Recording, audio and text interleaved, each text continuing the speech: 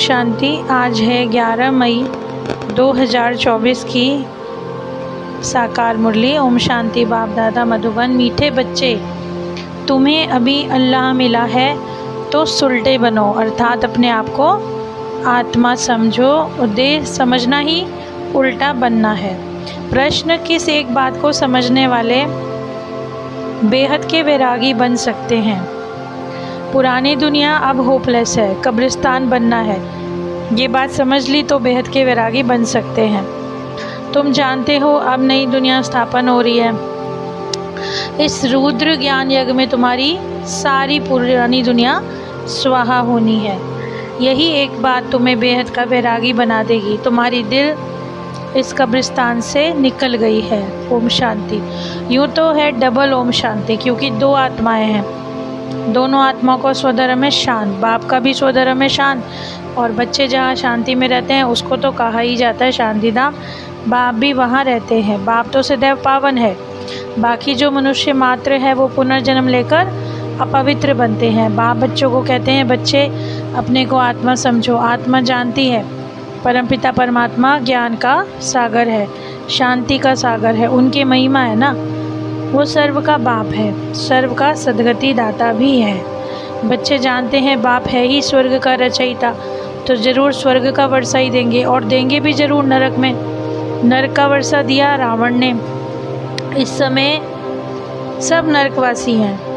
कौन सुनते हैं? आत्मा। अज्ञान काल में भी सब कुछ आत्मा करती है, परंतु देह अभिमान के कारण समझते हैं शरीर सब कुछ करता है। हमारा स्वधर्म है शांत।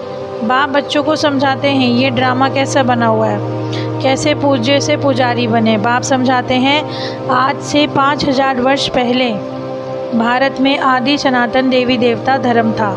कल की बात है। शास्त्र हैं ही भक्ति मार्ग के लिए, ना कि ज्ञान मार्ग के लिए।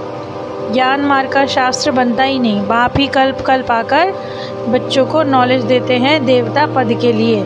21 जन्मों के लिए बेहद के बाप से बेहद का वर्षा मिलता है। कलयुग के पहले है द्वापर, उसको कहेंगे सैमी दुखधाम।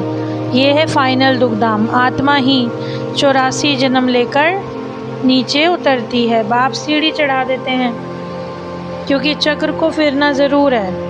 नई दुनिया थी, देवी देवताओं का राज्य था, दुख का नामो निशान नहीं था। इसीलिए दिखाते हैं शेर बकरी इकट्ठे जल पीते हैं। वहाँ हिंसा की कोई बात ही नहीं। अहिंसा परमो देवी देवता धर्म कहा जाता है। यहाँ है हिंसा। पहली हिंसा है काम कटारी चलाना। सतयुग में विकारी कोई होता नहीं। उनकी तो महिमा गाते हैं, लक्ष्मी नारायण की महिमा गाते हैं ना, संपूर्ण निर्विकारी।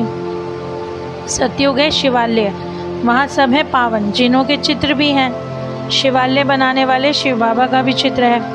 भक्ति मार्ग में उनको अनेक नाम दे दिए, वास्तव में नाम है ही एक। बाप को अपना शरीर तो है नहीं। खुद कहते हैं मुझे अपना परिचय देने और रचना के आदि मध्य अंत का ज्ञान सुनाने आना पड़ता है। इस समय सब बुलाते हैं, क्योंकि विनाश सामने खड़ा है। भारतवासी जानते हैं ये वही महाभारत लड़ाई है। फिर आदि सनातन देवी देवता धर्म की स्थापना होती है।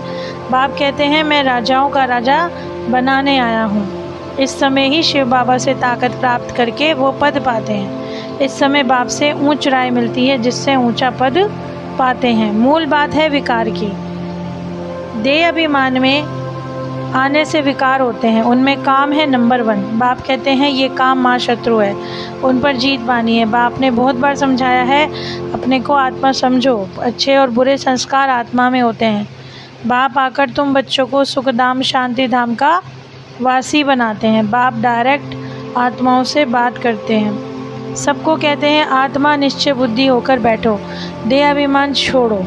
ये देह विनाशी है, तुम अविनाशी आत्मा हो। ये ज्ञान और कोई में है नहीं। बेहद का बाप तो नई दुनिया स्वर्ग रच रहे हैं। कहते हैं अब पुरानी दुनिया से संबंध तोड़, एक मुझ बाप से जोड़ो। जैसे मनुष्य बीमारी में होपलेस हो जाते हैं ना, समझते हैं इनका बचना मुश्किल है, वैसे दुनिया में भी अब होपलेस हैं। कब्रिस्तान बनना है, फिर इनको याद क्यों करना चाहिए? ये है बेहद का संन्यास। वो हठयोगी सन्यासी सिर्फ घर बार छोड़ जाते हैं। तुम पुरानी दुनिया का संन्यास करते हो। बाप कहते हैं मुझे बुलाया है, बाबा हम पतित बन गए, आप पतित दुनिया और पतित शरीर में आओ। निमंत्रण देखो कैसा देते हैं। पतित बनाने वाला रावण है, जिसको जलाते रहते हैं, ये बहुत कड़ा दुश्मन है। बाप कहते हैं विष छोड़कर ज्ञान अमृत पियो, आधा कल्प रावण राज्य में तुम विकारों के कारण कितने दुखी बन गए हो। इतने मतवाले बन जाते हो जो गाली बैठ देते हो, गाली भी इतनी देते हो, कमाल करते हो। जो तुमको विश्व का मालिक बनाते हैं, पावन बनाते हैं, उनको सबसे जास्ती गाली देते हो। मनुष्य के लिए कहते हो 84 लाख क्यों नहीं, और मुझे सर्वव्यापी कह देते हो। ये भी ड्रामा है, तुमको हंसी में समझाते हैं। आत्मा ने एक शरीर छोड़ दूसरा लेती है, ये भी अभी बाप ने समझाया है। ड्रामा के प्लान अनुसार फिर बाप ही आकर जो उल्टे हो गए हैं उनको सुलटा बनाते हैं। मीठे मीठे बच्चों को बाप कहते हैं यहाँ तुम उल्टे होकर नहीं बैठो, अपने को आत्मा समझो। अब तुमको अल्लाह बाप मिला है जो तुमको सुलटा बनाते हैं। रावण उल्टा बनाते हैं, फिर सुलटा बनने से तुम सीधे खड़े हो जाते हो। ये एक नाटक है, ये ज्ञान बाप ही बैठकर समझाते हैं। अमर लोक है सतयुग, मृत्यु लोग है कलयुग। इनको कांटों का जंगल कहा जाता है। बाप को जानते ही नहीं, कहते भी हैं हे परमपिता परमात्मा, हे भगवान, परंतु जानते नहीं। तुम भी नहीं जानते थे, तुमको बाप ने आकर सुलटा बनाया है। भगवान को अल्लाह कहा जाता है, अल्लाह पढ़ाकर अल्लाह पद देंगे ना, परंतु भगवान एक है। लक्ष्मी नारायण को भगवान भगवती नहीं कहेंगे, ये तो पुनर्जन्म में आते हैं ना। मैंने इनको पढ़ाकर देवी गुण वाला बनाया। पहले तो हर एक को, हर मनुष्य को बाप का परिचय देना है। दो बाप तो हर एक के होते हैं। हद का बाप तो हद का सुख देते हैं, बेहद का बाप बेहद का सुख देते हैं। शिवरात्रि मनाते हैं तो ज़रूर बाप आते हैं स्वर्ग की स्थापना करने। मैं तो हूँ निराकार, मुझे मुख तो ज़रूर चाहिए। बैल का मुख थोड़ी होगा, मैं मुख इनका लेता हूँ जो बहुत जन्मों के अंत के जन्म में वानप्रस्थ अवस्था में है, इनमें प्रवेश करता हूँ। ये अपने जन्मों को नहीं जानते। अच्छा, बाप दादा प्रति याद प्यार हम बच्चों का। मीठे मीठे सिकिले दे बाप दादा प्रति याद प्यार और गुड मॉर्निंग। रूहानी बच्चों की रूहानी बाप को नमस्ते। शुक्रिया प्राण प्यारे बाबा, आपका दिल से पद्मा पदम बार शुक्रिया। धारणा के लिए मुख्य सार हैं। जैसे बाप डायरेक्ट आत्माओं से बात करते हैं, ऐसे स्वयं को आत्मा निश्चय करना है। इस कब्रिस्तान से ममत्व निकाल देना है। ऐसे संस्कार धारण करने हैं जो कभी कर्म कूटने ना पड़े।